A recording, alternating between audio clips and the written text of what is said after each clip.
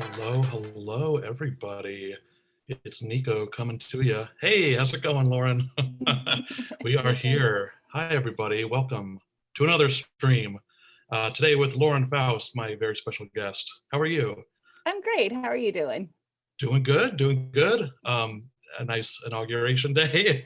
Yes, Kind of yes, breathing a little better. yes, a little Yeah. bit. Yeah, please. I want to jump right into it because I haven't actually gotten to really talk to you much, and amongst peers and everything. So, tell us how you, if you can, just tell us about your career and how you got to where you are now. Oh, gee whiz. Wow. Where do I start? Well, I went to Cal Arts for in the early 90s for just a couple of years before I was lucky enough that a teacher of mine recommended that I apply for a job as an animator on a feature film called Cats Don't Dance, and I somehow landed it. Um, so that I got started pretty early, which was good. I think I was just turning 21. Wow. And I was a feature animator for several years. I worked on Cats Don't Dance, then went to Warner's Animation at the time, was doing Quest for Camelot, but then I got super lucky and was able to work on The Iron Giant. After that, I segued into storyboarding, switched over into TV and storyboarding, and got my first start with that on the Powerpuff Girls. And on the Powerpuff Girls, many people may know my husband, Craig McCracken, is the creator of the Powerpuff Girls, and that's where I met him. And that was a great experience because besides storyboarding, that was a outline driven show. So we weren't working from scripts. So we wrote our storyboards. We wrote the stories for our storyboards as we were drawing them. And I found that I had a pretty good penchant for story. So moving on from there, I was director for a little bit on the Powerpuff series, helped on the Powerpuff movie. Then I co-developed and co-produced Foster's Home for Imaginary Friends at Cartoon Network with my husband. And from there, got my first opportunity to create and run my own show with Hasbro called My Little Pony: Friendship is Magic. Did that for a few years, moved on from that show. It was still going with other people, but I moved on from there, working at Disney with my husband again for a little while as a co-producer on Wander Over Yonder. Yeah. Then a brief stint at Sony trying to be a feature director, but the project kind of didn't go all the way through. Then found myself at creating and running a show again for Warner's Animation, DC Superhero Girls, which is the latest thing that you can see that I've done. And currently I'm executive producing and developing my first original concept at Netflix. And that's where I am right now. Right. That's a lot of awesome things. To kind of jump to the beginning, like that's remarkable how good of an animator you were at such a young age. Oh, thank you. Did you like, how did you, I mean, it's like, how did you get so good at such a young age? But like, did you, were you a practicing animator throughout your childhood, or did you like, how did you gain those chops, so early in life? Yeah, well, I had a love for it like my entire childhood. Myself and my brothers, we all had artistic leanings, so it must be in our DNA a little bit to think visually and to be creative and to be artists. So I drew my entire childhood, but also had a love of cartoons that continued when all my other friends had grown out of it. So in a weird sort of way, I studied it and I dabbled with it as a kid. Everybody did the little flip books on their notebooks and stuff like that. But one thing that I kind of credit for picking it up pretty quickly, because when I got to school, I just sort of, myself and my teachers noticed I just kind of had a natural inclination for it. And I took dance lessons for 6 years when I was a kid. Ballet, tap, and jazz. And I think having grown up with that made it easy for me to break down movement. Wow. So I think I had like a natural understanding from movement that just came from studying dance for that long. And it's funny because I did it from 6 to 12, which hardly seems like it should count, but I feel like, I feel like some of that knowledge carried over into, making your body move versus making your drawings move. Wow. Did you ever like, I'm sure you had recitals and stuff, but did you ever, record yourself dancing and then kind of animate to it, or kind of learn that way, maybe like videotaping or? I'm too old for that. The kids Well, didn't when you have were a kid, access like, to those things when I was little. I would have, I'm sure I would have.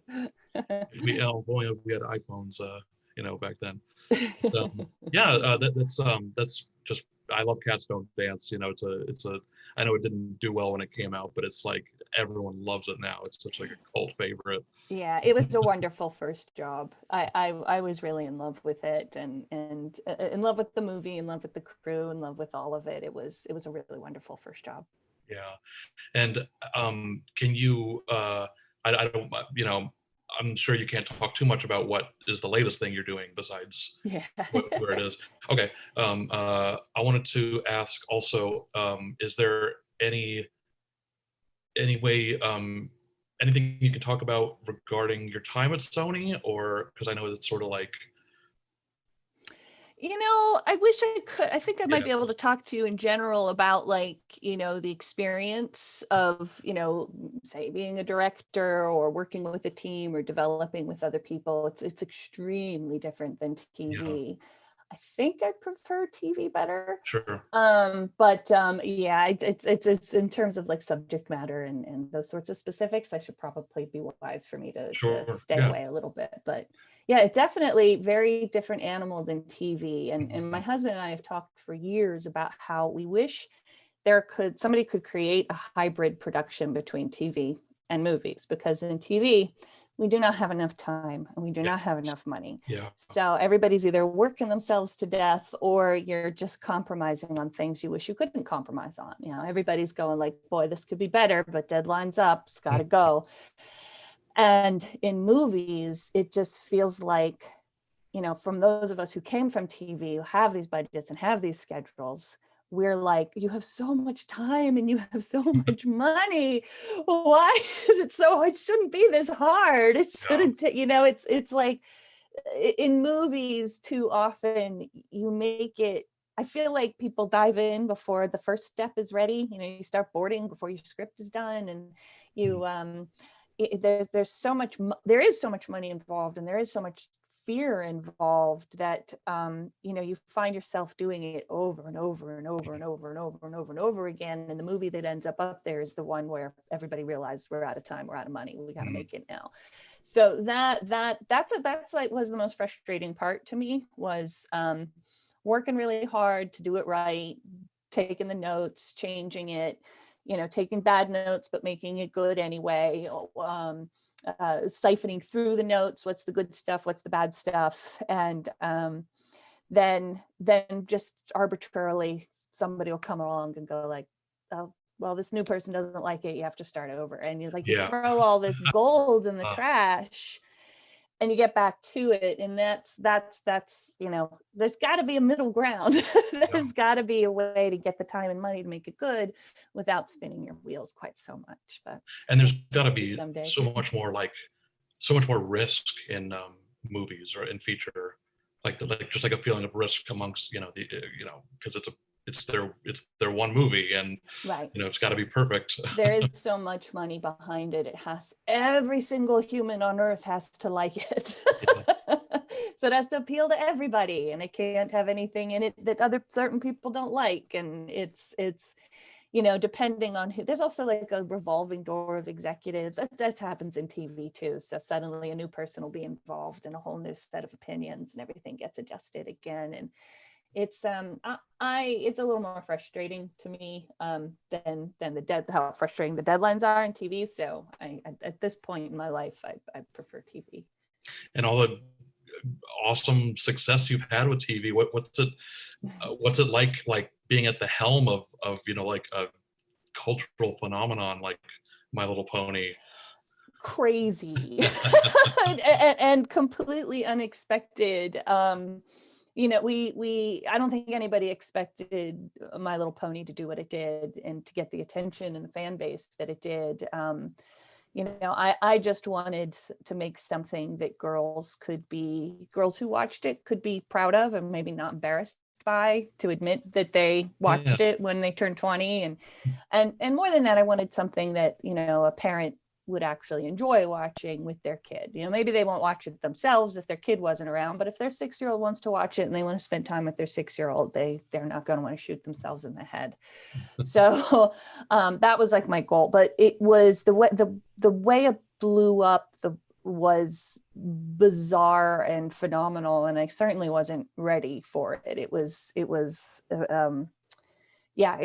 lot to take in. I was at one of the early conventions that was very, very crowded. If it was the first BronyCon, there were 4,000 people there, which blew my mind. And there was the first time I had to go like from the hotel venue onto the floor. They sent escorts. I had like 6 security escorts. They had velvet ropes set up for me to walk down, and people were leaning over them with their hands out. I'm like high-fiving strangers, and like in my head I'm thinking like, enjoy this, because this will never happen again. This will never ever happen again, so enjoy it while you can. It was absolutely crazy. I mean, obviously outside of a pandemic, do the BronyCon still they still go on, I'm sure. A little bit. They've definitely trailed off in the last several years. There's still a few that people are keeping alive. But for a few years, there were several a year, not just all over the country. There were ones in other countries as well. It was really mind blowing. What you mentioned reminded me of when I was 15 when Powerpuff Girls came out, and being, you know, a 15-year-old male high school student, I was a little embarrassed to admit that I was a fan, just because, you know, the protagonists were little girls, but it never came off as like, oh, it's a girls only show. You know, you can see it's meant for everyone. But I just like, I don't know. I wish that, you know, I could tell my younger self, don't be, you know, ashamed or shy or embarrassed, you know, just to like a cartoon about girls instead of boys.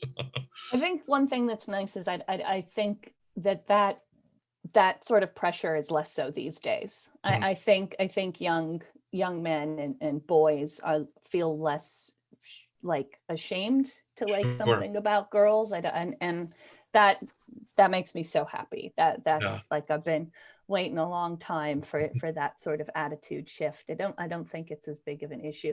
Movies like Frozen wouldn't have made the money they did if boys didn't feel okay going to see it. So like, thank God that's changed.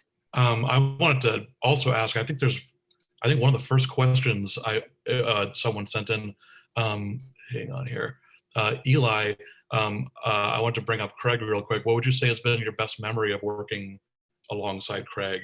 Like in terms of what project you both developed together? You know, I had a really wonderful time on Foster's.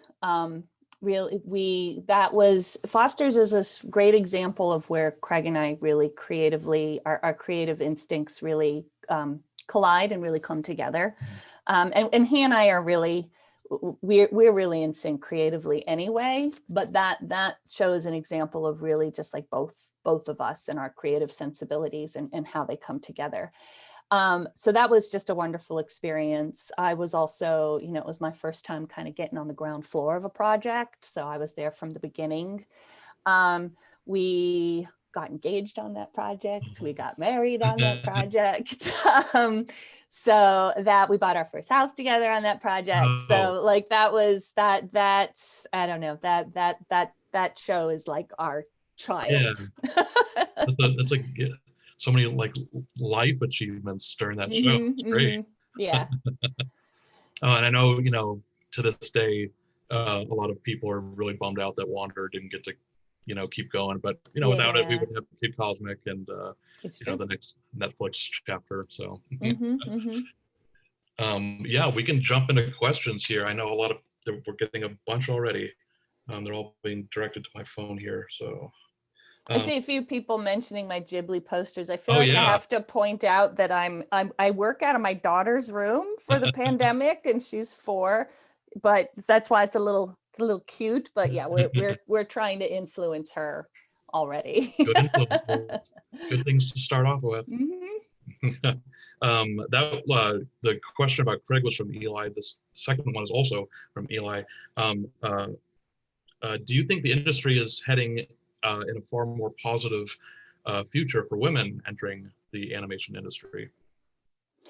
Yes, for Thankfully, absolute yes. certain. Yes, for absolute certain. For the past maybe 3 years, it's been really wonderful to see the studios in general make finally a very concerted and deliberate effort to be more inclusive, Yeah, and to show more diversity, not just with women, but with everybody.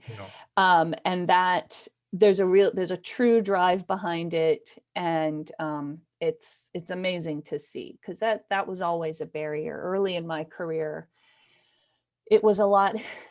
There was, coming to the table as a woman, you're, at least I was, hopefully it's different for young women now, you're immediately met with doubt. People just assume you're just not that good. And like when I was working on Iron Giant, when I was introduced to new people on the crew, they would ask me, oh, what do you do? Are you a cleanup artist? Because that's where all the women got stuck. And I go, no, actually, I'm an animator. And the response was always, really? Good for you. Like it was just shocking them to think that a young woman could actually be a full-fledged animator on a feature film.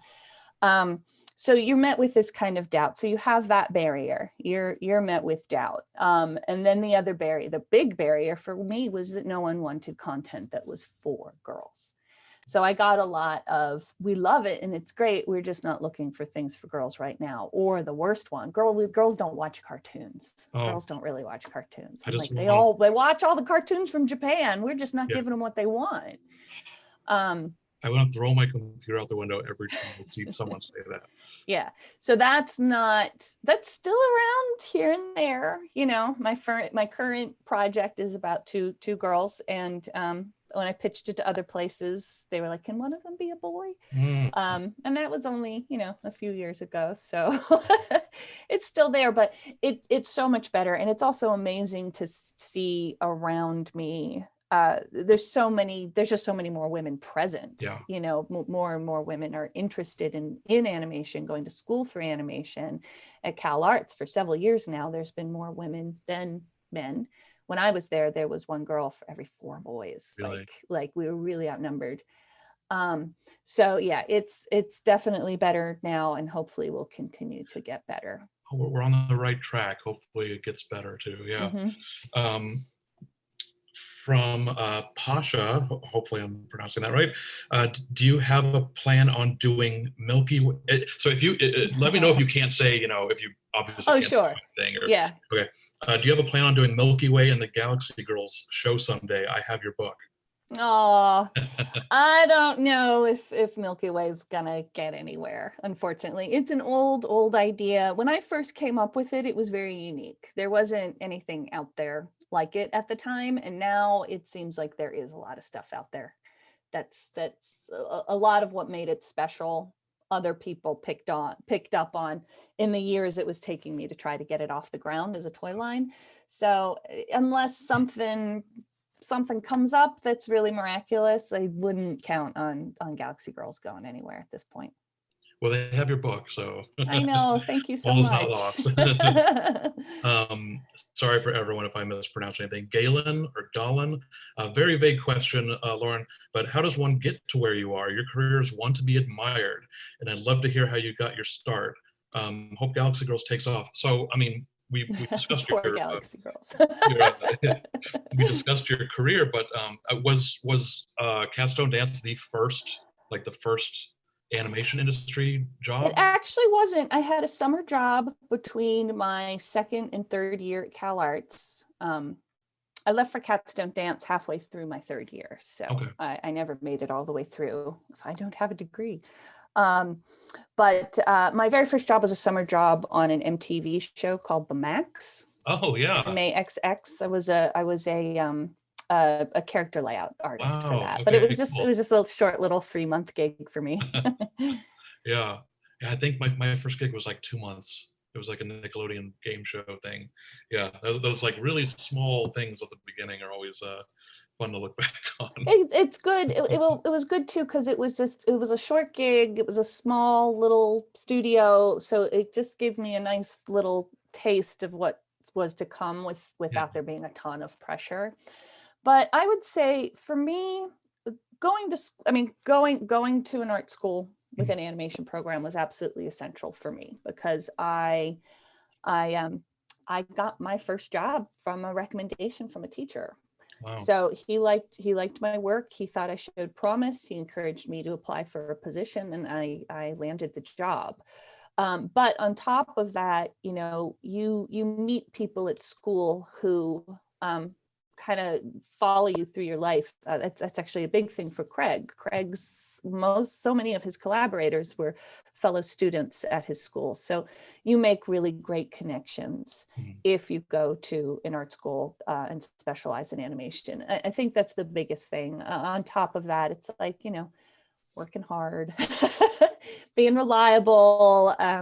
I always tell young women to make sure you're noticed, because sometimes we will fall into the background. Sometimes you find yourself in an environment where people aren't really looking to the girl to see what her opinions are, what her thoughts are, to see what her pitch is. So you do have to kind of put yourself out there, don't be arrogant, but don't be too humble, because when you're humble, people believe you. So those are some of the things. Work hard, make yourself useful, and put yourself out there. Great, well said. You put yourself out there. I love that. Just I've seen so many people who I've worked with so many people who just have like great ideas, and they're just kind of too afraid to tell somebody higher up and pitch or something like that. And that's a big thing. I was a shy kid. I was a really shy kid. I don't feel like I really was able to start pushing myself out of my shell until I was well into my 20s. But I realized, like, me standing back is holding me back. So if you are fearful, you have to go forward, even though you can't be afraid that you're going to fall on your face, because you might, and a good chance you will, but every mistake you make is a mistake you never have to make again. You learn from it. So pitch, if it doesn't work, if you embarrass yourself, or if you stutter through the whole thing, well, that was practice. Do it again. It's like we're afraid we're going to embarrass ourselves, or we're going to fail, because there's a chance that we will. There is a chance that you will, but you got to do it anyway, and you got to keep going even when you do. That's a big thing, because fear can really hold you back. And artists, we're introverts, and we can be real emotional. So that kind of stuff is tough for us. So you gotta just let yourself make a fool out of yourself. It's ironic that an industry with so many, artists are just by nature very introverted and shy, most of them anyway. So, but it's an industry that kind of makes you have to get up and talk to the room and pitch and have everyone share your ideas. yeah it's important, and you won't get anywhere otherwise. But don't shoot yourself if you fail, or if you embarrass yourself. Just keep going. A question from Nick. Why did you think it was a good why did you think it was a good idea for Princess Celestia to retire and for Twilight to take her place and leave everything she had in Ponyville? If any of these questions are like weird, let me know. No, I should remind everybody, I did not work on My Little Pony past season 2. Okay. So anything in the subsequent seasons, which were many, I think, what it goes 9 seasons, I think, I was not involved in the decision making on what happened with those characters. So there's a lot of stuff, and I didn't watch it. So there's a lot of stuff I don't know about, and a lot of questions I can't answer. So that's one I can't really answer. Okay. You'd have to find who made that creative decision. Okay. Apologies if that was. Oh yeah, no, I don't mind, but yeah, just for anybody writing in questions now, I don't know anything past season 2. Cool. And I'm gonna try to get a jump on reading questions beforehand before just reading them out loud for the first No time. worries, take your time. I think, sorry, Jesus. Hi, Lauren. Love My Little Pony and DC Hero Girls. Will you ever include characters like the Doom Patrol or Lobo? So this is going to be weird to say after what I just said, but I only worked on season 1 of Superhero Girls. I got my opportunity at Netflix and I couldn't turn it down. Those characters were not in season 1. I do not know if they will be in season 2 with the new showrunners.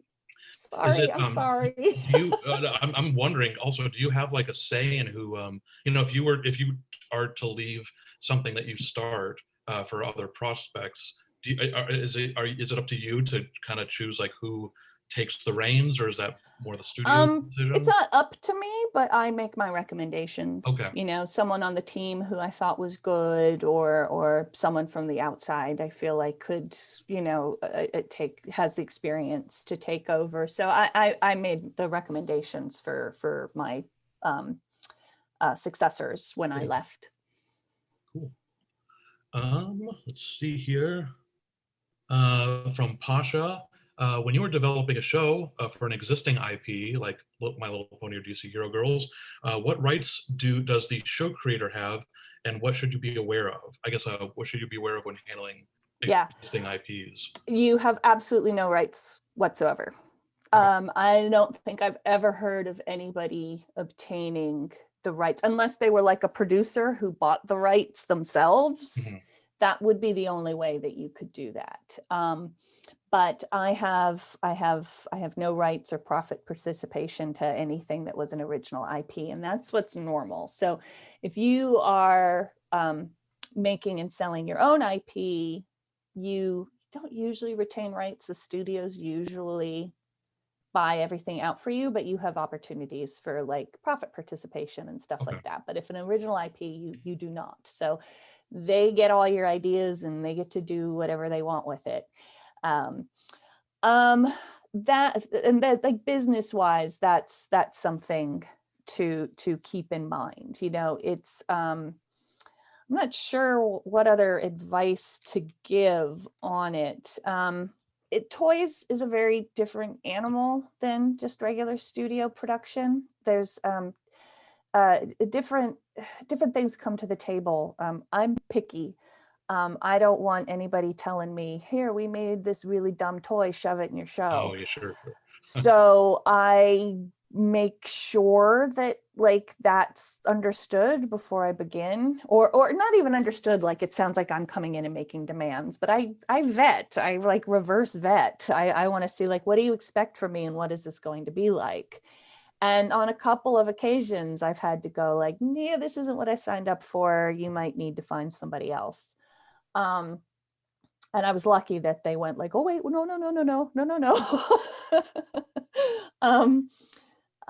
But yeah, it's not yours. They have the final say on everything. And once you're gone, it's once you leave, it's your part in it is over, so that's something to keep in mind. But for me, working on shows that were not my own IP led me to a path of getting to now make a show with my own IP. So yeah, give and take, Yeah.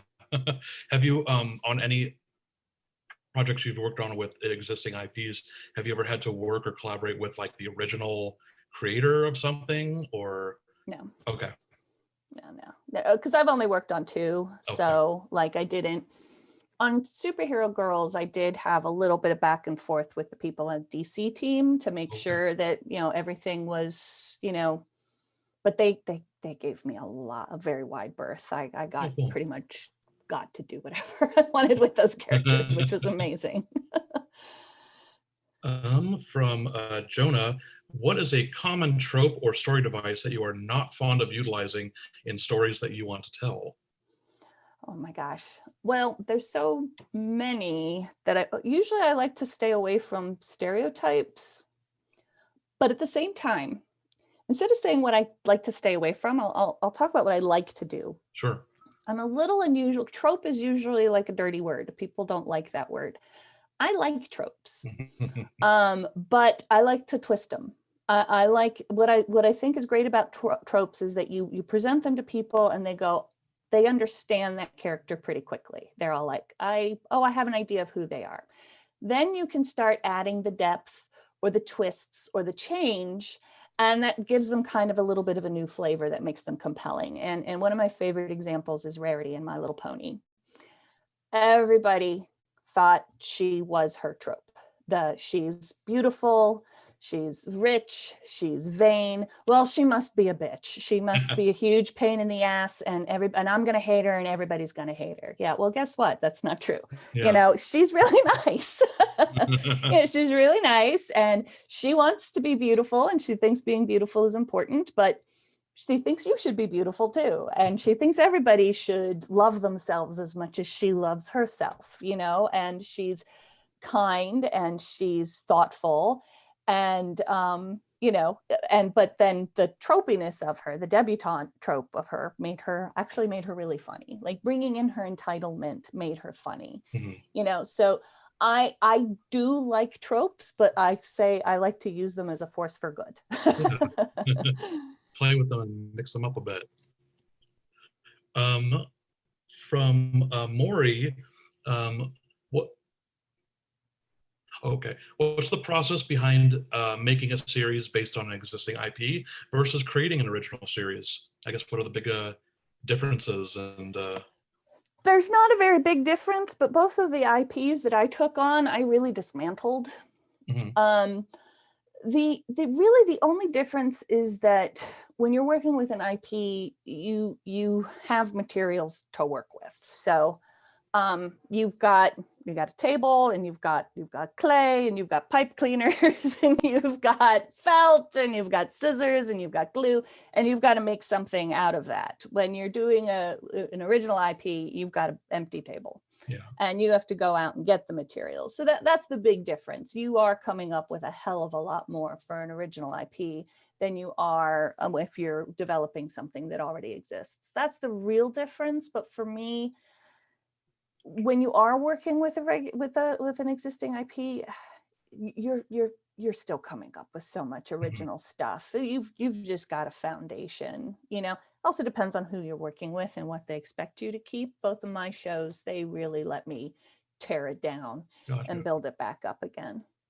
And perhaps some other studios might not be so stick to this, and so depends what studio. Yeah, like here's a fashion doll that's been around for 100 years, and we want you to tell a story about it, but this is what the story we want you to tell, and these are the parameters you have to work within, and you have to take our notes, no ifs, ands, or buts. Like, then maybe I don't work for you.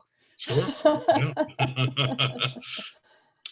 We have a question from Leah H. Leah.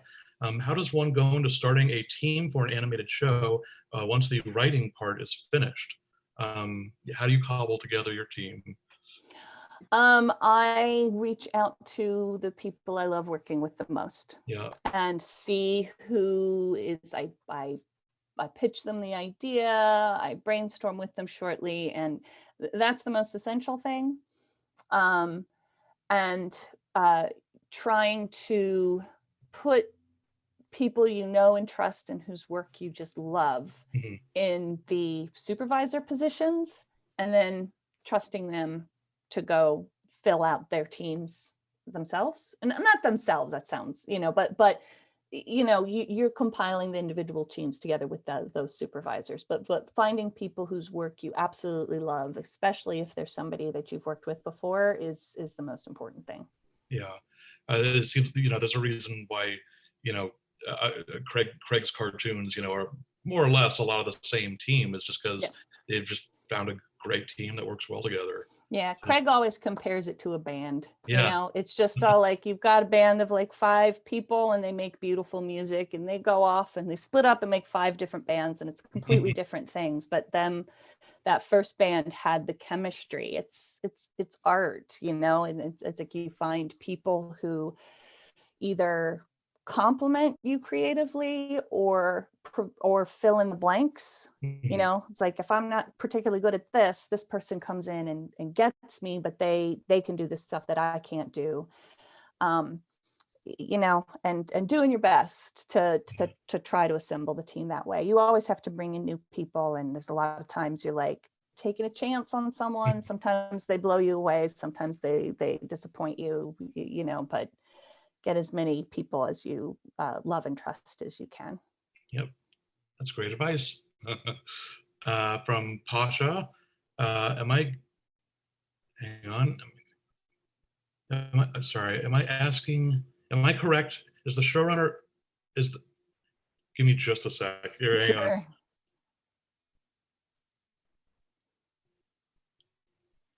on.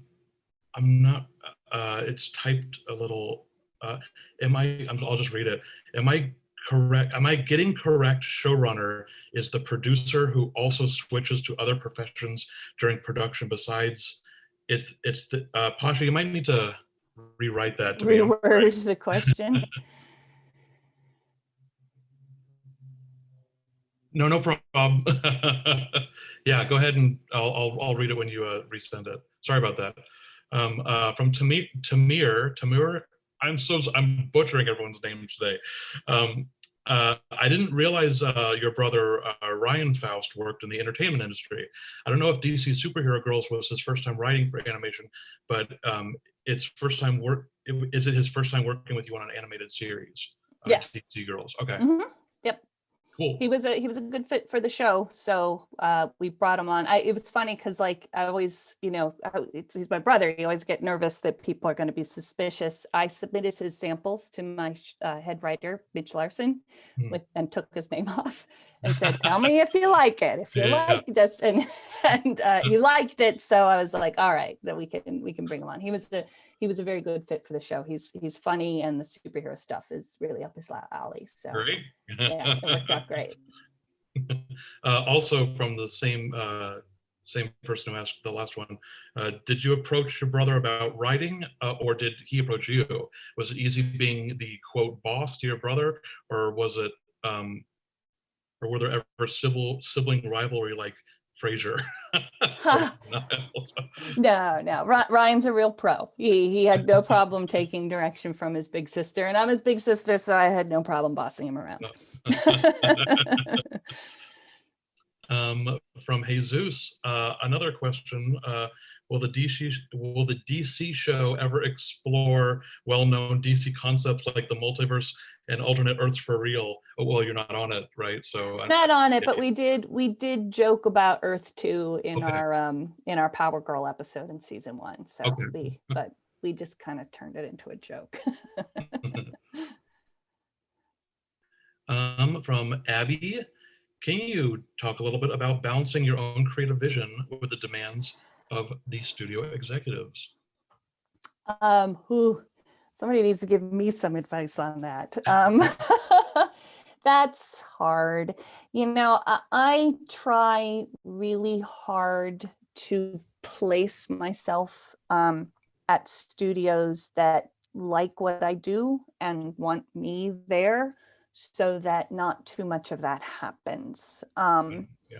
So like when I'm talking to somebody about a potential project, I'm kind of interviewing them as well, because I want to see if it's going to be a nice experience for me or not.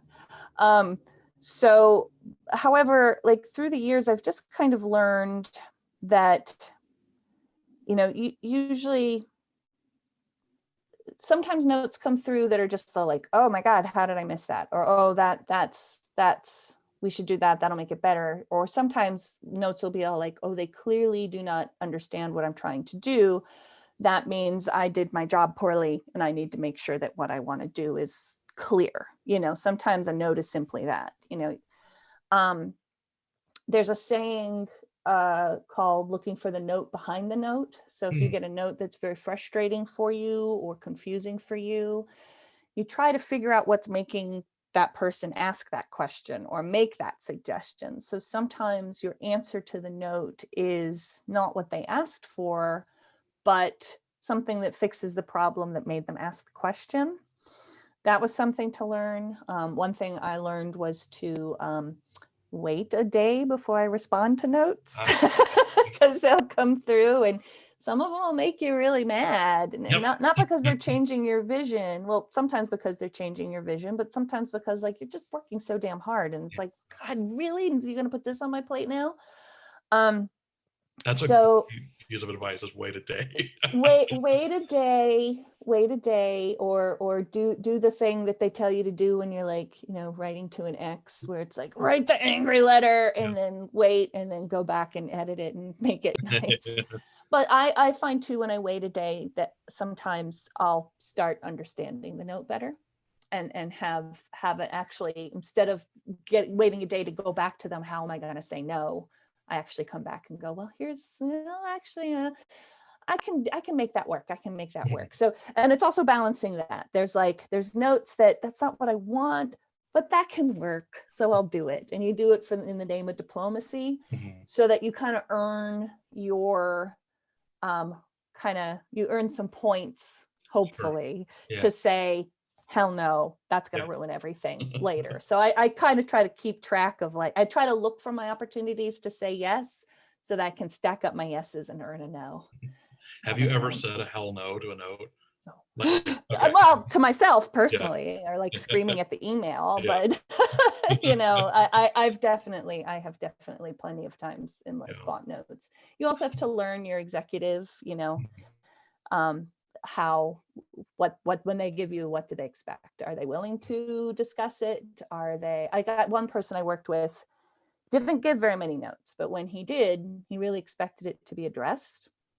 And I learned there's just really no point in fighting with him. However, then I also learned I don't really have to do that much. I just kind of have to look like I tried to address the note. And that's usually good enough for him. So usually I can find a compromise and he would always accept it. So, you kind of have to learn who you're working with as well. Yeah. I've heard that Hitchcock would ignore notes, but say that he did them, and then they wouldn't remember what their notes were, and then they were happy. That happens too. Sometimes you go, all right, we'll do that. We'll do that later. We'll do that, we'll change it in the animatic, and then you don't change it in the animatic and see if they remember or not. And by that time, weeks have gone by and they might not remember. I'm giving away my horrible, horrible manipulative secrets. We need them. I'm not good at it though. I'm really not. This is from Anonymous, but I'm interested in this question particularly. Can you share some of your process for development? Where do you start when it comes to new ideas and new characters? I start with a pencil and a piece of paper. I draw. I just start drawing. I'll get a nugget of an idea, like the tiniest little thing. And then my imagination kicks in when I'm drawing. So, and I don't do a lot of drawing anymore, but I find that when I start drawing the character, and when I'm trying to figure out what her hair looks like, somewhere in the back of my mind is thinking about who she is and what her personality is, and starts making up the stories. And sometimes I'll do that with writing as well. I'll just start typing and I'll just go okay, well, all I know is this character is a mathematician, and I'll just write down mathematician, and then maybe she's like this, or maybe he's like this, or maybe he's a boy, or maybe this. And then once I just kind of those ideas start flowing, they just start flowing, and I really depend on that. That's my creative process. It's getting into the same place I feel like my brain was in when I was a child and I was pretending with my toys. it's finding that brain space. And for me, it's either by drawing, and lately it's even by writing. But it's not good writing. Like, nobody could ever read it. It wouldn't make For sure, sense. it's just It's like, just how the ideas kind of fall out of your brain. yeah. Yeah. When you mentioned that you lately don't get to draw as much as you would Mhm. like, when something like that happens, do you have a character designer that you kind of just describe the character to and they design it, or do you Mhm. do like an initial crack at it and then they kind of design from there? It depends on the character, and it depends on the character designer you're working with. The character designer I'm working with right now is, I mean, I'm just a fan, so it's real easy to work with her. Most of the characters in the show we're working on now, I was able to just describe for her, and she did some explorations and put them in front of me and asked me what oh, I like that hair better, or I like this one, or this one's feeling more her personality, push this, and it's a real collaboration, but she's doing all the drawing. However, one of the two main characters, we were all having a hard time just really finding her. So I actually sat down and did some initial sketches, and I don't draw in the same style that she does, but I was just trying to find who she was, and expressing her personality through her features and her body language. And because I didn't know who she was either until I started drawing her. Like, I knew her personality, but I wanted to see her. So I did a page of sketches of that character and then gave them to my character designer. Her name's Izzy Abreu. You should look her up. She's wonderful. Did she work on Cosmic? Mm-hmm. Did She's she? Yeah, a character I've designer seen and her kid. like a couple times. Yeah, yeah. Really briefly, yeah. Yeah, Cool. she's working with me now. She worked with me on Superhero Girls as well. And cool. she so I threw those sketches her way and said, like, now do your take on this character, and that's like what you're going to ultimately see up on the screen. So it kind of depends, but both on Pony and Superhero Girls, I designed the characters myself. Okay. And ultimately realized that was a huge mistake. Oh, really? It's because I'm running the show. Oh, I see. Okay. It's just too much work for one person to run the show and then also be the one who trains up the designers and does the revisions and the style guides and that sort of stuff. So I gotcha. Don't do it. That's also cool if you to hire, a character designer that you're a fan of, because then you're hiring that person because of the way they draw, and so you kind of already, you're like, hey, I want your style to be the style of the show. Yeah. You're not trying to get them to be someone they're not. And that's like a dumb metaphor I always say about just creative in general, and studios when they're looking for artists they want to work with. Don't hire a basketball player if you want to play football. It's like they do that too much. They bring you in, they go, we love your work, but we want you to be a completely different artist than you actually are. And it's like, it's a terrible strategy. You bring somebody on because you like what they do and you want them to do things the way they do it. Yeah. All good advice, everybody. Write it down. From Daniel, how was your experience working with Main 6 on Them's Fightin' Herds? Great. Great experience. Yeah, they're really inspiring group of guys. It's been a long time. The project's like really expanded out longer than we expected it to, but it also got bigger and bigger than we expected it to. They're very inspiring to work with. I wish I could do more with them, but I've had a wonderful time. Great. From Jonah, what is your particular approach towards diversity and inclusivity in your shows and your characters? You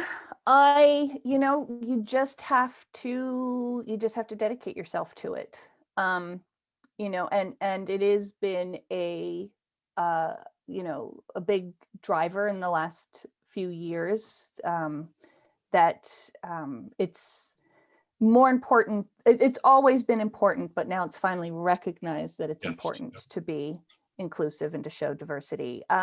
You just have to keep your eyes open and analyze the work you're doing and what you're missing and what you might be stereotyping, and what you need to do to to do better than we've done before. What's great is that there's more openness to it now.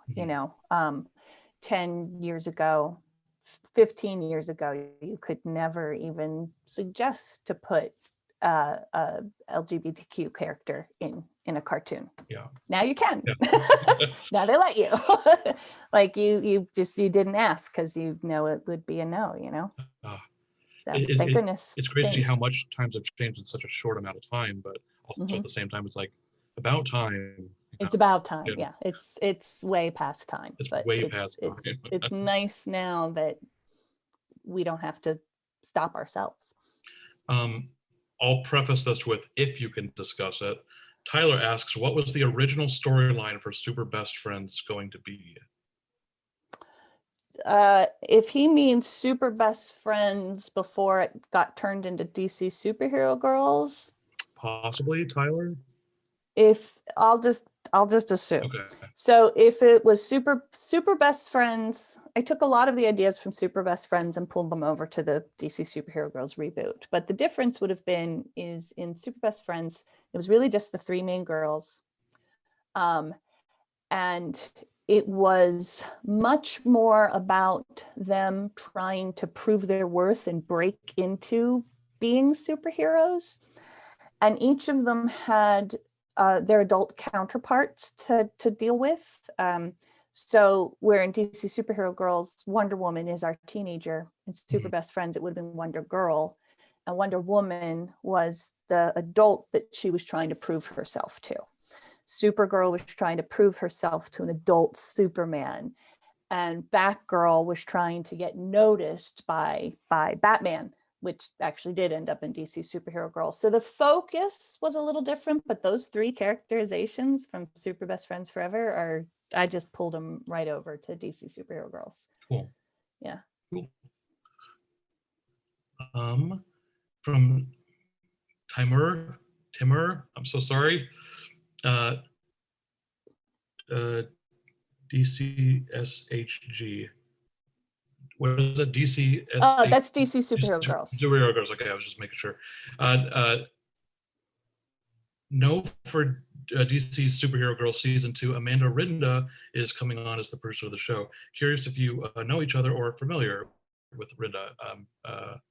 Assuming... I had only met Amanda a couple times before she took over the show, but had always just heard she has a great reputation. I've heard about all the work that she did on Loud House and how much responsibility she took on for that. So she and I are in touch from time to time since she took over Superhero Girls, and we hung out a little bit during the transition. So just to get creative ideas and stuff. So that's the extent that we know each other, but Amanda's great. Cool. And I believe she worked on Kid Cosmic for early days of Kid Cosmic. Yeah, for a little while. Yeah. I remember seeing her around a little bit. From Nicholas, what are your favorite characters to draw? Maybe outside of your own, or like, I don't know, classic characters, or... I don't draw that much anymore. It's so sad. When it becomes your job, it stops being your hobby. That's when you're super successful, is when you don't have time to actually draw anymore. Yeah, I loved, the last time I was in love with drawing characters was, I loved drawing my Cats Don't Dance characters when it was so long ago, right? And I loved drawing the Powerpuff Girls. I don't draw them now, but like it's that they were just fun. But besides the storyboarding work I did on the show, I actually did a lot of the artwork for the licensing artwork and that sort of stuff, because they were just super duper fun to draw. Yeah. Were you on Powerpuff when it started, or did you come in a little bit after, or right from the beginning? No, I came in I don't remember if it was second season or third season. I think second season. Okay. Yeah. Cool. And that one had like 5 seasons, I think. And Yeah, I lost count. it's Because they were the ones that Craig worked on, and then the show went on after Craig moved over to Foster's. Yeah. So, and then they rebooted it a few years back. There's a lot of Powerpuff out there.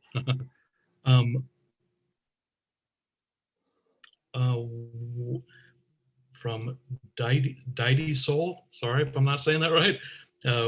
What is, I'll add to this. What's a good program to learn animation, and how, I mean, when you were learning animation, did you just go right to paper and just, They had no old-fashioned way? choice. Yeah, That's all there was. yeah, exactly.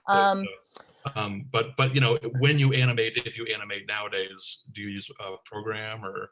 I don't really, but I enjoy using the timeline feature in Photoshop. Oh, cool. Yeah. A lot of people use that for storyboarding. It's really good for just following drawings progressively. But I learned how to animate with 5 pieces of paper between my fingers.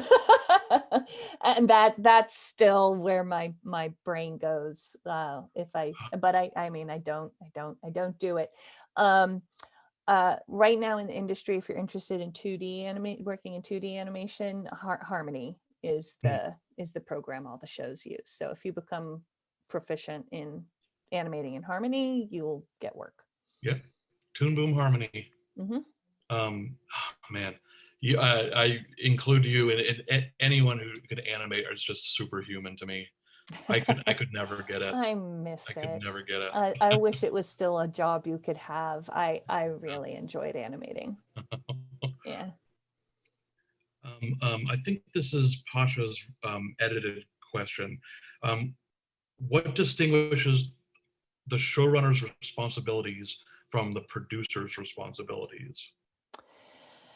It's a really hard question to answer because I don't even know I could tell anybody what the difference between a producer and a showrunner is. You come to the table with your strengths, and you sort of build the production around what parts you want to be a big part of and what parts that you want to delegate out to other people. Some producers are just about putting together a team and getting the money. Some producers are about coming up with the ideas and being a creative force behind it. So some showrunners are running their own show that they made up themselves. Some of them are taking on shows that already existed or that they've been assigned to. It's really not defined at all. And I've never seen any show run the same way. And I've never seen any showrunner operate the same way from another one. It's also different. Yeah. Yeah. On the show. And I mean, most of the time I see showrunner and just bleeds into producer, like they're just the same person. Yeah. Because like I've been a showrunner on all my shows, but I've also been executive producer on them as well. And it's like, I've always felt like, well, it sure looks impressive that my name is under the words executive producer, but I don't know if I'm executive producing. I'm just telling people like, giving them notes on scripts and telling them my opinions about the artwork. Like, thank you for your question. Sorry I had trouble reading it. From Jonah, what is your favorite kind of story to tell or character arc?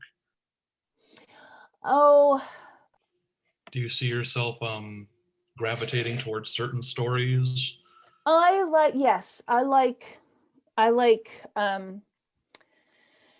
like stuff that's got magic in it, fantasy adventure stuff. I really do, but driven by character.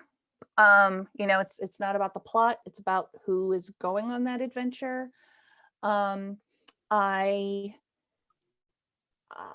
done a lot of ensemble casts, but I wouldn't say like I'm driven to do ensemble casts. But I do like telling stories about misfits, and I like telling stories about characters that have problems that they have to get over. And I really love it when I get the opportunity to try to tell the story of somebody going through something that isn't typical. you know, a character who's, again, a misfit, you know, not the typical sort of thing. And just really, really trying to get some genuine emotional drive from our characters, which means they're flawed, which means they make mistakes. It means sometimes they're not aspirational. Not a lot of places want that kind of stuff. They want, especially when you're making things for girls, they want aspirational role models up there, and they're boring. I don't want to do My character plays by the rules all the time and doesn't do anything weird or out of the ordinary. Yeah. And any mistakes they make are very small, Yeah. forgivable mistakes. Yeah, You know, I want to tell straight up people making big, horrible mistakes.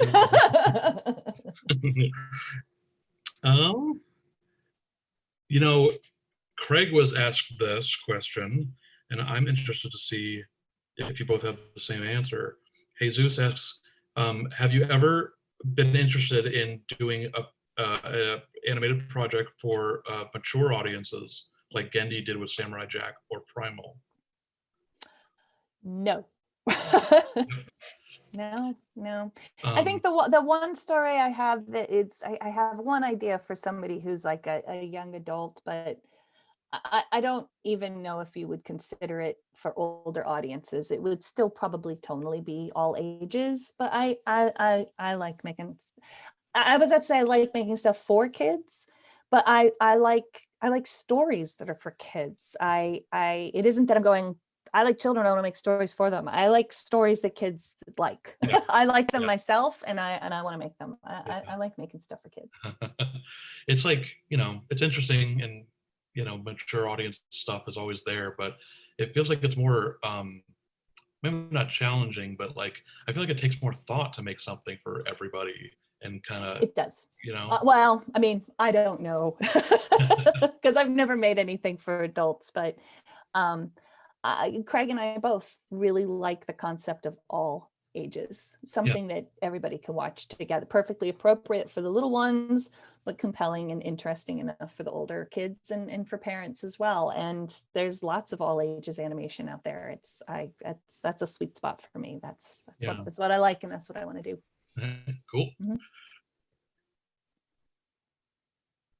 Mm-hmm. From Newark, would you consider Friendship is Magic the spiritual successor to Galaxy Girls?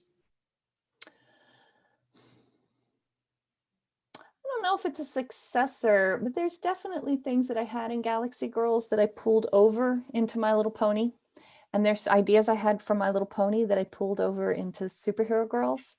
So there's kind of, you know, art can be a little bit of a recycling bin, you know, where we're just like, well, I had this great idea and I couldn't make it happen, but I can do a version of it in this new thing. So I wouldn't say it was a successor, but there's stuff in Pony that would have been in Galaxy Girls if Galaxy Girls had been, if I'd been able to get that to come together. Cool. Yeah. Which is another reason why I kind of don't want to do Galaxy Girls. Yeah. You know? Also from Newark, what is your favorite, or if you want to list a few, favorite animated feature film? Oh my gosh, that's a loaded question. I'll try to keep it short. Oy. My favorite old Disney movie, a golden age Disney movie, is Lady and the Tramp. Not a lot of people say that, but I love it. I feel like it's their only honest to goodness love story. I don't hear Lady and the Tramp too often. I love it so much. Yeah. I love it so much. Mine's And I love Alice. What's that? Alice is my favorite. My daughter loves Alice. Yeah, Lady and the Tramp is just, it's such a good character driven story. It's all character, and it's just so much is said with the animation as well. I think that's why I love it. The acting in it is so good, and I like dogs. Yeah. I mean, the whole first 20 minutes is like no dialogue.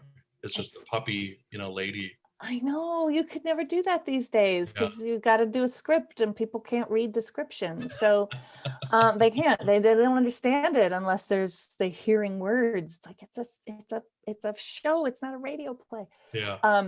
But so that's my favorite Disney movie. My favorite of the recent Disney movies, toss up between Tangled and Moana. I love them both. Tangled was just so refreshing when it came out. Oh, but I love Yeah. Mulan. I love Mulan. I think it's so hard to pick a favorite Ghibli film, but I think Spirited Away wins out just a little over Kiki's Delivery Service. Oh, cool. Kiki is Just my a pick. little, that one's that's a little tough for me. And in the end, I went like, you know what? I think I relate to Sen a little more than I relate to Kiki, but I relate to Kiki a lot. So, goodness, what else? My roommate and I named our cat Gigi. That's how much we like Kiki's Delivery Service. Gosh, I'd have to, like, outside of that, I mean, I have a huge list, but I suppose those would be my tops that I have to. That's a great view. Yeah. A great question here from Jonah. What other female creators in animation, TV, comics, whatever, would you want to work with the most? Oh, that's also a loaded question.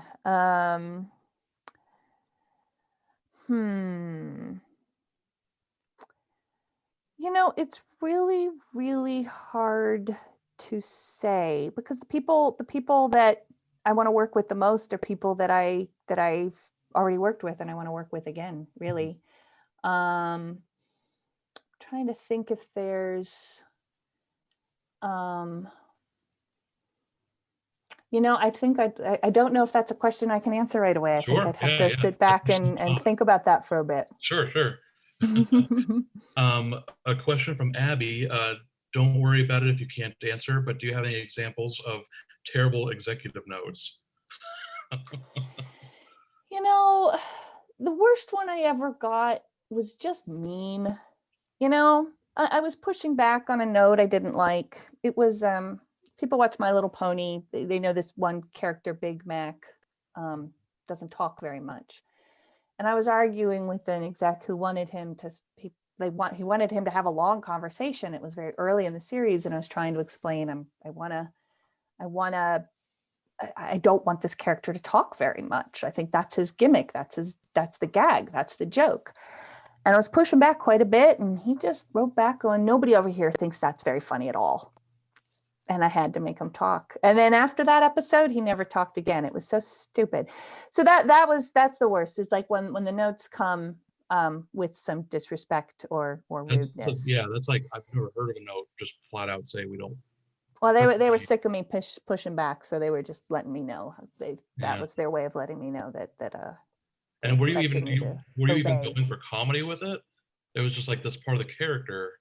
It's part of the character, and I felt like there's humor in that. I think there's humor in having one character silent while the other one's jibber jabbering away. You know, there's plenty of humor to be had, and ultimately the character, I made him talk in that one episode, and then he never talked again, and people thought it was funny.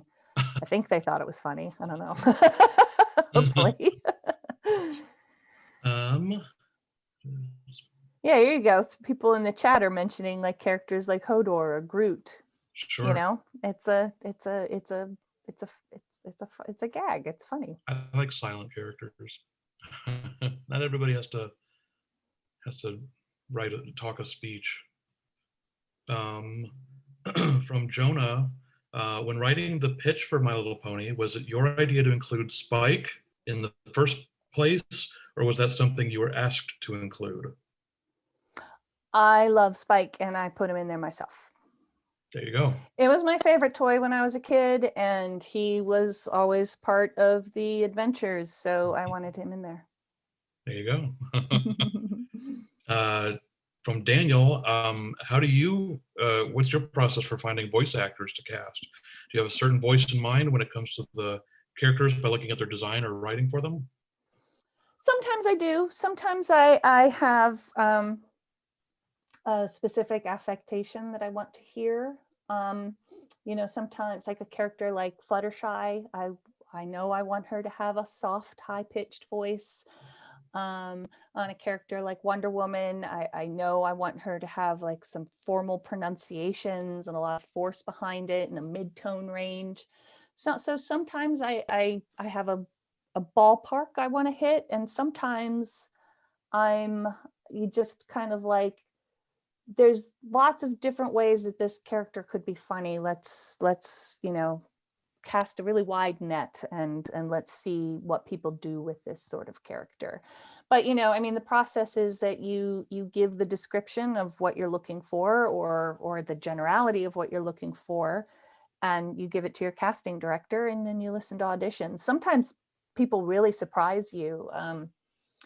On Foster's Home for Imaginary Friends, the character Eduardo, we were originally thinking, he was a completely different character. We wanted him to sound like Ricardo Montalban. Really? Yeah, and then Tom Kenny came in with this like Spanglish Cookie Monster voice thing, which is not what we had in mind at all, but it made us laugh so much, and the character almost completely changed just for the sake of the voice.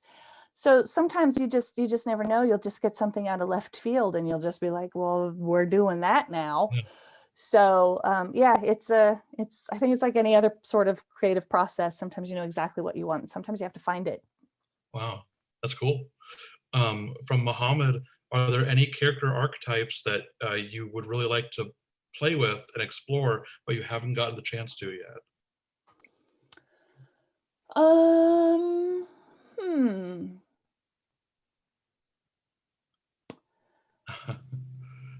Well, the thing I'm working on now is something that I've been very interested in taking on for a very long time. So I'm trying to think of like what's past that, because I've certainly had a lot of opportunities with superheroes. I feel like I've said everything I want to say with those, but yeah, that's another one I don't quite have an answer on the tip of my tongue for you. I'm really excited for your next project. Thank you. I know it's shrouded in mystery, but it's going to be good. Hopefully we'll get an announcement soon. Fingers crossed.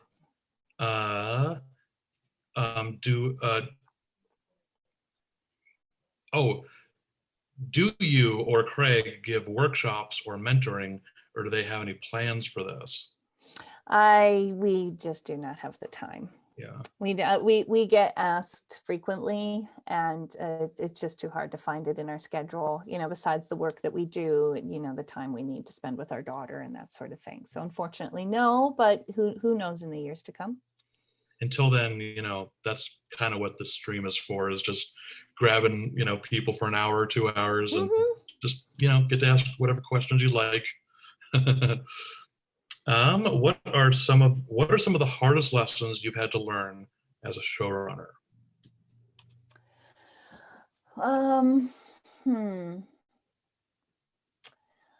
Having to learn, we've talked about it earlier, but having to learn how to navigate notes. When I was young, I fought everything constantly, and you just can't.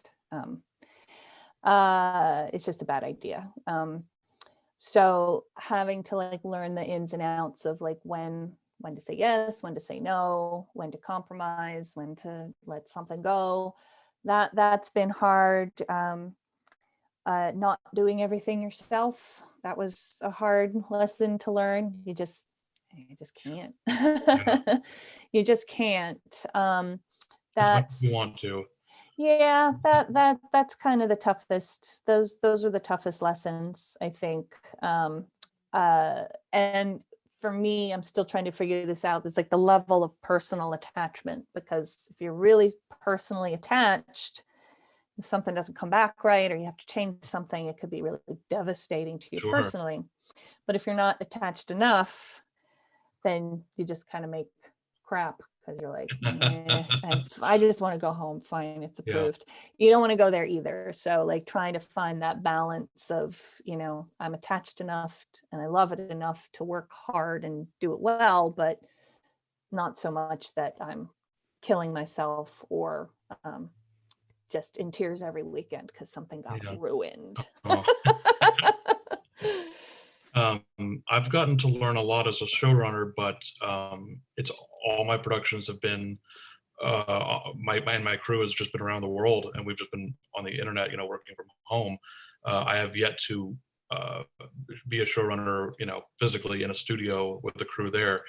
Do you find that so far is it is it at all different being a showrunner, you know, on Zoom with pandemic around? Yeah, it's definitely different and something to get used to. Some things aren't that much different. You get used to the Zoom calls, you know, you get used to talking to people that way and reviewing work that way and different ways of communicating. You get used to it. It's really not a problem. The only thing right now that I miss doing in person is story meetings. Yeah. It's a more difficult process because you're not feeling the energy of the Yes. people Yeah. in the room with you, and everybody's being polite and they're staying on mute. So the little things like, you know, somebody, you pitch a joke and you just hear somebody go, Yeah. oh, okay, got to laugh. Well, I'm not hearing anything, you know,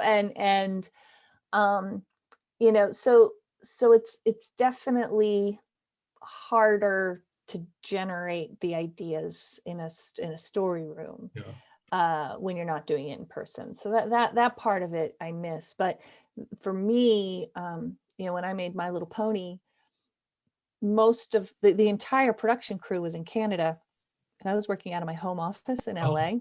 I had the writers here with me and my composer here with me. Were the only people I saw in person. Wow. So I've got a little bit of experience, at least. You know, I had a couple of years doing things remotely from back then. So most of it's fine, but I would love to see my writers in person. I feel Yeah. like It's impossible to recreate that energy, it you know, really is. of a writer's Yeah, room over yeah, Zoom. yeah. It really is. um, uh, I don't know this person, so forgive me. Someone's asking, what was your favorite moments working with Mitch Larson? Oh goodness. I love working with Mitch. I love working with Mitch. Oh my gosh. What do we, you know, what's funny is like I'll hear him tell stories of things that I did that I had no idea were funny to him. Like I've heard him talk a little bit about notes that I've given him that I didn't think were particularly amusing, that he was terribly amused by. Um, uh, he he's just fun to hang out with. He and I hope he doesn't mind me saying so, but he and I gossip a little bit. Maybe a little bit gossipy. I don't do that a lot, but I'll mention I'll indulge a little bit. I'd scoop up any opportunity to work with Mitch again whenever I can. Apparently everyone knows him. What did you work on him with? I don't know. I don't know this person. Mitch was one of my writers on My Little Pony. Okay. And he stayed on after I left and wrote a lot of everybody's favorite episodes. Okay. And then he was my head writer on Superhero Girls as well. Cool. And I think he's going to do some freelance for us on this one as well. Oh, cool. So, yeah. Great. There you go. I love Mitch. I love that when you get to, like, you know, grab all your favorite people and work on something new. Tyler's asking, this is interesting, where can we get the sound effects that Craig and Gendy use? That's like Hanna-Barbera stuff usually, right?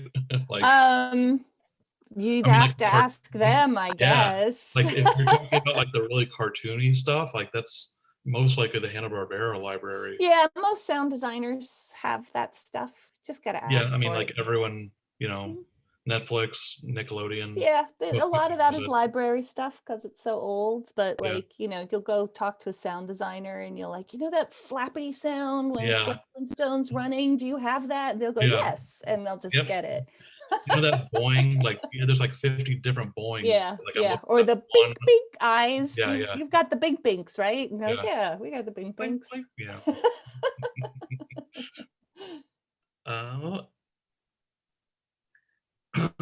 What was the most challenging and fun scene in your career as a storyboard artist?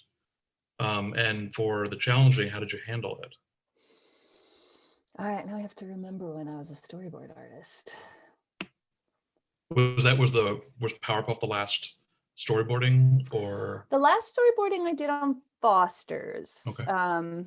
I was in charge of scripts and boards, and there was a handful of times where I would just take on sequences myself. Let me try to think, like, what was challenging. When I look back at what was challenging about any storyboard I ever did, it was always the deadline. The deadline was always the biggest challenge. Getting it done fast enough is I'm not fast at anything. It's one of my biggest problems. I always need more time. What was fun? You know, what was really fun for me to storyboard was the Foster's episode, Frankie, My Dear. I wrote it, and we freelanced out the storyboard, and it didn't come back in very good shape. So I just took it myself, and it was, I think it was because it was the first time I got to storyboard something I wrote as a cool. script.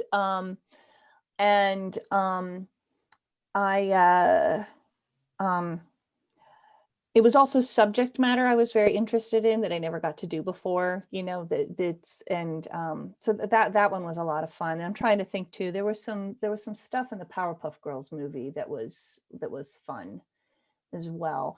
There's a section towards the end of the Powerpuff Girls movie where they're fighting all those Mojo clones in the city, and Buttercup keeps getting distracted by this one dog that won't that keeps getting in danger. And I wrote all of that stuff. Some of my action stuff was redone by Craig because he's better at it than me. But that section was just a lot of fun to do, to track what the three different girls were doing, and their three different they were all going through different feelings and emotions, being overwhelmed. And exploring that was a lot of fun. Cool. It's only on DVD, like full screen. I'm like, I always want a widescreen version of the Powerpuff Girls movie, and I can't find it. Maybe someday. I don't think I've seen it in at least a decade. I lost track here. Hang on. Don't worry if you can't talk about it. Are there any unused stories or plans you would have used had you continued with My Little Pony?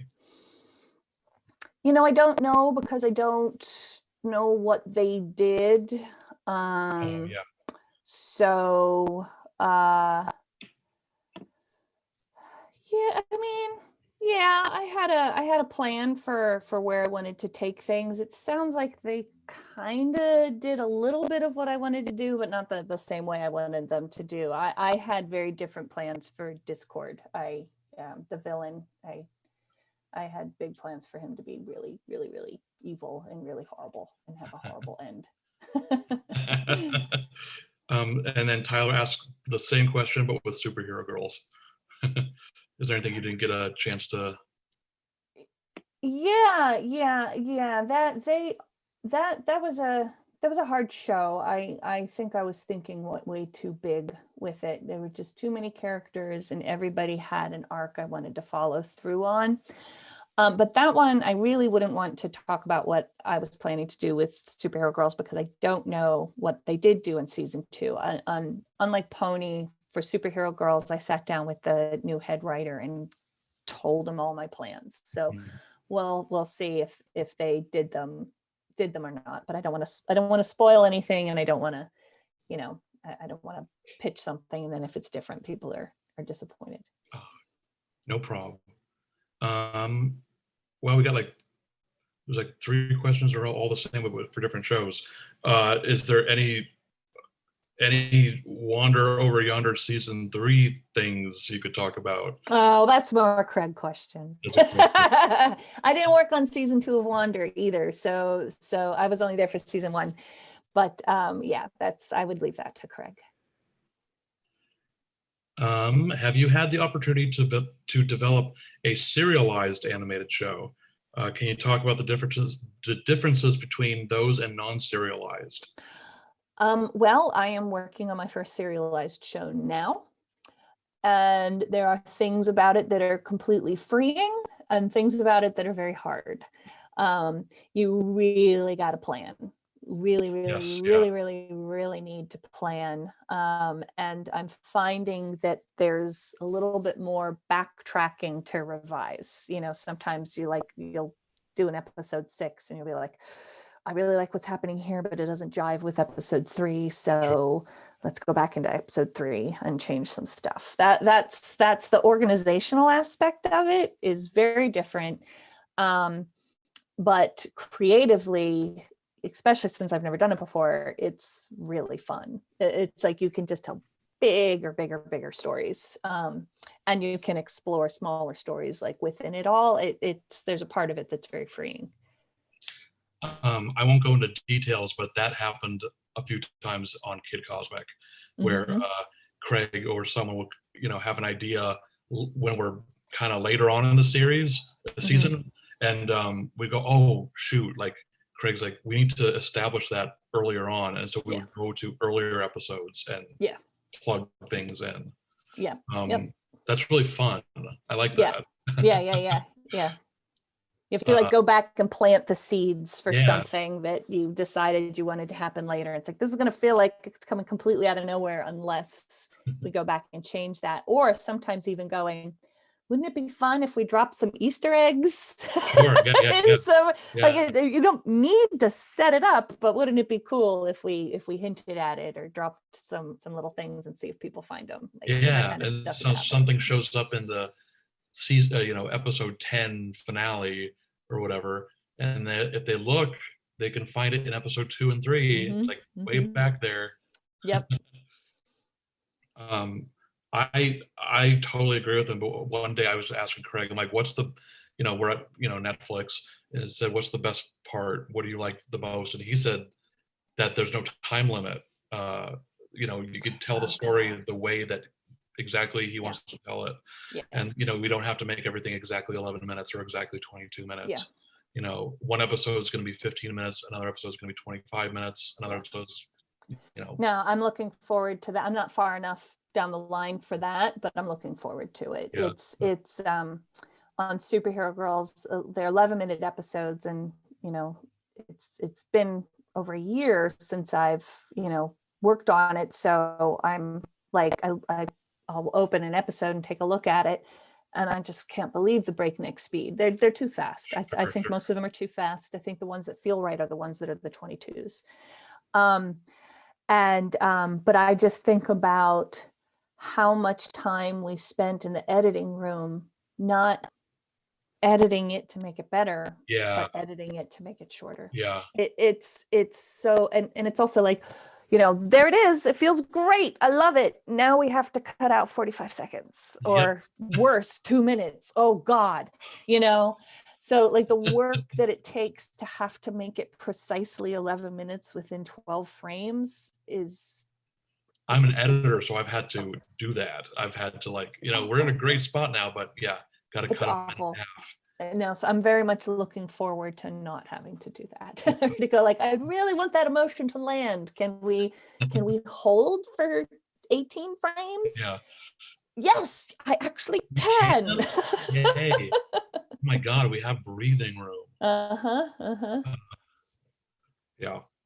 I've had to ruin so many episodes of shows because we had to just get it to time. No, it's a shame. It's really a shame. There's like every single episode of Superhero Girls, there's a better version that was longer. Yeah. What was the longest episode that you had to cut down? One was so long we had to actually expand it out to be a 2-parter. Because we're like, there's no way we're going to be able to cut 4 minutes out of this and make it still make sense. So instead, we put a bunch of stuff that we cut out back in, and then made it a 2-parter, 22. And did it feel good, like as a 22-minute? Yes. Although I feel like if we had planned it as a 22, it probably would have turned out better than it did. There was some parts that felt a little like padding. You could feel the padding in it, but I don't know. It had a good response. People seem to like it. So and then on the flip side of it, on Kid Cosmic, Craig or Rob or someone would make cuts, but it would be to make the story better. Sure. Like, you know what? This whole minute, we don't need it. And Yeah. I learned a lot you know, not cutting when you have to, but cutting because it It's a good actually does idea. make it better. Yeah. Yeah. Sometimes you're like, this isn't getting us anything. Yeah. Yeah. This has nothing to, this isn't pushing the story forward at all. So you take it Mhm. out. I Maybe usually it's a try to funny, find that in the script though. yeah, Like yeah. it's not funny, Maybe it's a or funny, maybe yeah, it drags, yeah, you know, good, sometimes you're like, this is really, I'm getting bored. Like, you yeah, know, so you trim it up just so it goes through a little faster because it's just dragging. yeah. Or there's no problem with the scene, but it makes the flow into the next scene not that good. Hmm. So just like cut it just so everything else afterwards flows better. Yeah. Yeah. Yeah, there's a Yep. ton of reasons why yeah, you know, you might need to cut something. Hmm. um, I might. Oh, how do we feel? From Tyler, how do you feel about being the one who wrote "Everybody Knows It's Bendy"? How do you feel about that? um Well, I feel like I learned a very important lesson. I don't be mean to your protagonist. Don't let your villain win. I learned a very important lesson. But that's you know, that's about it. I'm not like ashamed or sorry. Um, what hobbies do you enjoy when you're not working and raising a child? I added the raising a child part. Yes, thank you. God, how obnoxious is this going to sound? I think this is just about my age. I like taking care of my house. I That's like cool. it's I just kind of zone out organizing things, or just keeping things in order, or cleaning things up is like relaxing to me. Yeah. But also you know, when we decide to have like kind of a new project or something and redecorate a room, like that's very fun to me. But I've had, there were times where I was like really into crafting, was like a big hobby of mine for a while. Sewing and embroidery. um I can't wait for the pandemic to be over so I can start, you know, Halloween comes around, I can start making Halloween costumes for my Yeah. kid. That's going to be exciting for me. And then I consider my pets a hobby as well. I enjoy taking care of my pets. What pets do you have? We have, right now, we have one dog and one cat. But before we had our daughter, it was always two dogs and a cat. But you know, that the toddler makes up for the Yeah. missing dog. Do you have like a lot of cartoon toys and like stuff, you know, Yeah. decorations Oh yeah, too? no, Yeah. it's obnoxious. Between Craig and I, between the two of us, it's pretty bad. It's pretty bad. Yeah. It's pretty I'm with you. bad. It's just my place is just cartoon toys everywhere. Yeah, it's pretty Uh, bad. you guys have some cool stuff though. I've seen like Craig's he has some cool Bullwinkle, Rocky and Bullwinkle stuff. He finds cool vintage stuff. Like he gets really into like super old things from like 30s, 40s, 60s. Like his stuff is cooler than mine. I'm just like, I love strawberry shortcake when I was a Yeah. kid, so I'm gonna buy this strawberry shortcake crap. I'm blanking on the artist's name, but whoever made like the super lifelike Mojo statue, like In just his scale, office. that's his office. Yeah, that thing's At home now, insane. but it's so cool. Like I'd see that Yep. every day walking past his office. Yeah, yeah. That one's not allowed in our house because it will scare our It's child. creepy. Yeah. Craig got me like a perfect replica of the small Audrey 2 from Little Shop of Oh, Horrors for Christmas, because it's just like one of my ultimate favorite movies, and we had to cool. put it away because it scared our kid. Oh no. Really? Yeah, it scared her. She doesn't get scared very easily. It was Oh, like she just spent one morning going, take the plant outside. Like, what plant? What are you talking about? Will you take the plant outside? And when oh. she stood across the room and pointed to it on the shelf that it was. It doesn't even So have we had to eyes. put it away. Interesting. Well, you know, but then I showed her the videos. I showed her videos of it singing from the movie, and she kept asking to watch them over and over again. So I'm a Oh. little confused about what she's doing. Oh wait, did you give a link to? Oh yeah, everyone check out that link. That Mojo is awesome. It's terrifying. It's Yeah. really scary. It's if Mojo was a real life chimp. It's really scary. Yeah. Oh, wow, 50 questions. Oh, holy cow. Question 50. Um, from Jonah, how do you handle when you write an episode that just comes off differently than how you intended, or seems to convey a message that you had not intended to convey? Has that, or if that's happened to you? Well, that's happened a few times in story meetings. It's not really in a script, but when we're planning an episode, we'll come in with one idea, and kind of halfway through, somebody will go, well, you know what? If we did this, then this could happen. And usually it feels awesome, because it's usually you change it because it's better. You know, it's like you found a little piece of gold you weren't expecting. It's like, oh, we started with this concept that we thought would be really fun, and then halfway through we realized that it could be something better or more fun or more like sometimes suddenly something becomes more like poignant or emotional. Like we just thought this was going to be funny, but wow, look at this, it's starting to get sentimental. I love that feeling. That's great. I'm always looking for those things to happen. Cool. Yeah. Happy surprises. Mm-hmm. If there's time, I want to hear all about your plans for the timeline where Discord stays evil.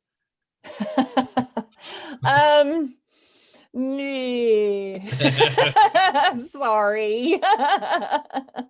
I missed a question. Sorry. If you were done with that. Yeah. That's a very loaded question, and I haven't thought about it in so long. I don't even know if I could piece it together in a way that makes sense right now. Jonah asking, of all the characters and character types you've created and worked on, which do you think make for the best role models for today?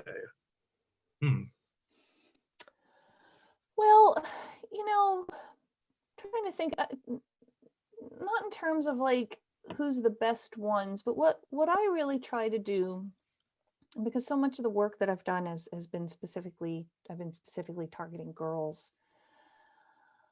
When people say role model, it's somebody that you present to a kid to say, you should aspire to be like this person. And I actually don't like doing that. What I prefer to do is go, here is a person who has possibly the same problems as you, or might be making the same mistakes as you.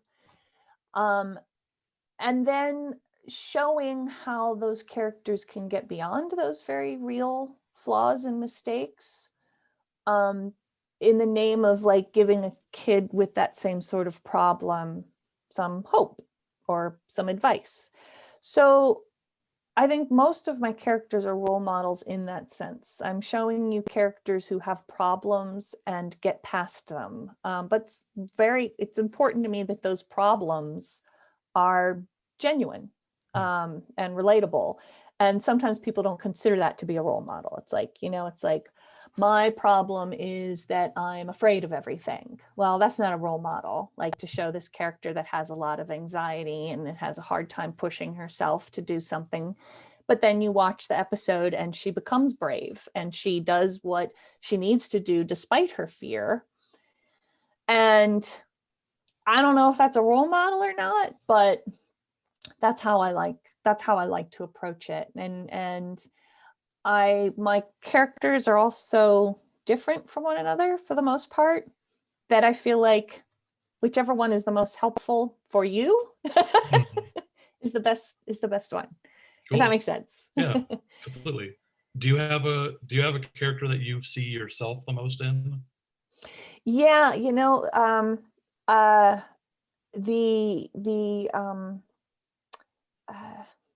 thinking of everybody.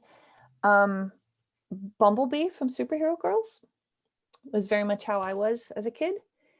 And Twilight Sparkle, who is also, there's a lot of things about Twilight that are like me, but Twilight's also very much based on my mother. But yeah, I end up going to the Bumblebee. I think is the one I relate to the most from my childhood. And then Supergirl's got an angry streak that I feel like is comes from me too. Are there any characters that are super far removed from you that you had to write for and like project being a completely different character? Um, Rarity and Zatanna, who are actually probably two characters that are almost completely interchangeable. I'm not like them at all. However, I find them really fun to write. Yeah. They're really fun. But yeah, I'm nothing like those characters. Trying to think of who else was kind of who who is fun to write, who I'm nothing like, is Blue from Oh Foster. yeah. He's Sure. fun. He's a lot of fun, but I'm not like him. I don't know where that voice is coming from inside of me, because I'm not like that at all. It's always interesting to like Yeah. find these voices for when you're writing characters and they're just nothing like you, or a character that you're completely putting your heart and soul into. Yeah. There's somebody, sometimes that happens. They're like, well, that's not me, but that's my my friend from high school acted like this, so I'm just going to channel her or something like that. This is a comment. You said in your Women in Animation interview that your favorite characters were Rainbow Dash and Supergirl, that you really like the tomboy characters, even though that really wasn't much like you either. Yeah. There are there's a little bit of Supergirl. I'm a little bit in Supergirl a little bit. Her frustration. But I have fun with tomboy characters. Rainbow Dash, I'm nothing like, but she's a lot of fun. Supergirl, there's a little bit of me in there. Yeah. Cool. Does anyone have any last questions you want to? That flew by. While anyone is thinking of maybe some last questions, Lauren, did you want to plug anything, or I don't know, Twitter or anything at all that you would? Oh, I wish it was my project was ready for plug-in, but it's not. But please keep your eye out. But here I'll take the opportunity to plug. Well, first of all, if you haven't caught Superhero Girls, all of season 1 is out in one form or another, but you could binge the hell out of it on Netflix. I don't think every season 1 episode's on Netflix yet, but I think it is up on Cartoon Network. So if you haven't checked out Superhero Girls yet, please do. And but I'd love to take the opportunity to plug Craig's show, Kid Cosmic. Yeah. Netflix original animated series. And what is it, February 4th? I think it's the 4th. It's early February. Yeah. I can't remember. February 2nd. February 2nd. Okay, I think February 4th might be a birthday I'm supposed to remember. But yeah, February 2nd, Kid Cosmic, please check it out. I did do a little bit of work on it with Craig. I helped him develop it in early stages and did a little bit of writing, just a little, but it's great. It's really something special, and I think it'll give you good sense of what is going to make Netflix animation different than they've got very different goals than the other studios, and it's going to feel very different. Yeah, it's a taste of what's to come from Netflix original animation. Yeah, very much so. Is on the way. Yep. Yeah, it'll be the whole first season is February 2nd. 10 whole episodes. thing, 10 episodes. And more to come after that. Yep, more after that. I'm getting a couple last questions, if that's cool. Sure. From Abby, any general advice for creating stories for young kids? Be your own creative consultant. Remember what you liked when you were a kid. Remember what you wished you could have seen when you were a kid, and constantly get into that brain space and try to entertain your inner 8-year-old. That's great. And here I'll leave off on this one. I ask this in most streams. What do you think? What's your opinion on script-driven versus board-driven shows? That's funny. It's your last question because it's a loaded one for me. Yeah. I like script-driven shows because I like them from an organizational standpoint. It is easier to revise 2 pages of script than 200 storyboard drawings. Yes. You know, that's a big thing. But I'm also a big planner and a big organizer. So I like to kind of do things one thing at a time. However, on the flip side of that, I like my shows to feel board driven. And it is hard to find writers who think visually. You find people who write great dialogue and funny dialogue, but they're not thinking enough about what you're seeing, what the viewer's seeing with your eyes. Gotcha. So those are rare creatures. So if you're looking to write for animation, learn how to write visually. And I've always said that if I was going to ever teach a class on writing for animation, I would encourage people to take a silent film, an old silent film, find a Charlie Chaplin or a Buster Keaton, or Craig always says to take an old cartoon called Deputy Droopy. Oh yeah. Have you ever seen Deputy Droopy? Yeah. Oh, that's pretty silent. Yeah. It's almost completely silent. Yeah. That's like the whole trick. And then transcribe that as a script. Oh. How would you write what the audience is going to see, and how would you write it in a way that's still going to make everybody understand the story and laugh at the moments that you laugh on the screen, and have your heart melt on the moments where your heart melts on the screen? And that's what I've always said. Like if I was going to teach a class writing animation, that would be an assignment that I would give. So it's a tricky question, you know, because a lot of writer-driven stuff is just like, why is this even animated? It's just people talking. Sure. Yeah. You know, you know, also it depends on what kind of animation you want. Craig and I like filmmaking. You know, we don't like, you know, just 2 people talking next to each other. We want to do interesting things with the camera. We want to do interesting, meaningful things with staging, with timing, with music. That's the whole package. And it's hard to find writers who think that way. So there's a lot of give and take, but in the end, I prefer scripts for production organizational reasons. And I think script driven works better just with TV schedules and budgets. Yeah. Very much so.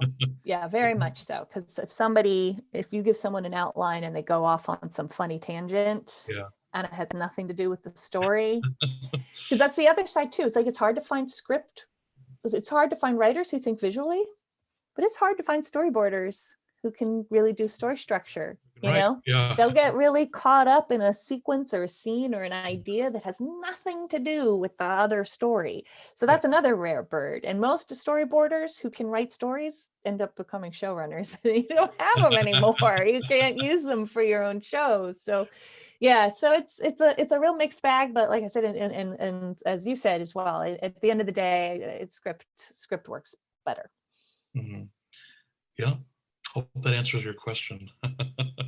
Hey, thank you so much, Lauren. My pleasure. Amazing of you to come by digitally here. Yeah, very, very happy to. Thank you for inviting me. Yeah, thank you. And thank you, everybody, as always, in the chat and in the audience for being a part of this. Whoa, let's see here. We'll be back in 2 weeks. What is 2 weeks? February the 3rd? Is that the day after Kid Cosmic Season 1 comes out? Yeah, it is. We'll be back in 2 Wednesdays. We're going to have a Star versus the Forces of Evil kind of crew reunion. Ooh. With Darren and some voice actors, some storyboard artists, the writers, directors, and me, I guess. And great. Thank you so much. Sounds exciting. Oh, thank you, CTN. I always want to make sure to thank CTN. Yes, thanks CTN, and thank you everybody for coming. Thanks again, Lauren. I will see you guys next time. All right. Kid Cosmic, February 2nd.